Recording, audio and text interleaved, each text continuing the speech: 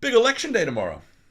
FIFA. Oh God. The Federation Right, Internationale Football or whatever, God, can that organization ever get any credibility back? I mean, Sepp Blatter tried to handpick the slate of people. He's now been banned from them. They've said that there will be no mobile phones or recorders allowed into the balloting process, so there'll be no leaks as to what happens. But you've got these, and you've got 6 out of the 10 fans that would really, if given the choice, they would select none of the above. So, I mean, this is such a corrupt body. Oh, totally. I mean, Qatar is still runs the risk, despite building all these stadiums and all the work underway, of losing the 2022 World Cup because of corruption.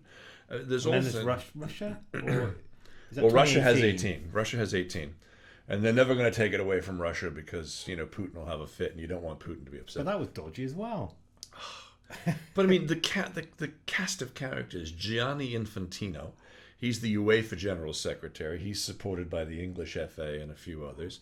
Then you've got this guy, Prince Ali Al Hussein, who is a FIFA vice president. And he was Saudi, runner-up. isn't Is he Saudi? Could very well be.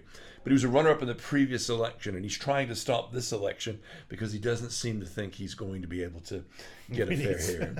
Salman bin Ibrahim Al Khalifa, president of the Asian Football Confederation, and Jerome Champagne, former executive at FIFA from 1990 to 2010, and Tokyo Sexwala, the South African businessman. I mean, not an American, not a Brit, none of the powers of football are represented in the Bundesliga or the Eredivisie in the Netherlands or La Liga it's just astounding that these puppet dictators are going to be on the slate. Exactly. I mean, the thing, you couldn't, as they say, you couldn't make it up. Couldn't make it up. I mean, the thing about FIFA is they should just scrap it, right?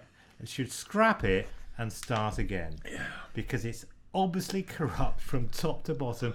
I mean, no organisation that I know of can stand this level of headlines and bad headlines. They're all bad. And they should just get rid of it. And all credit to my colleagues in the press. They've hounded FIFA, and there's one particular guy who in his 70s was banned from meetings, and he said, "Are you going to come in?" And he refused to come in, so he's got to shout his questions in the back of the pack.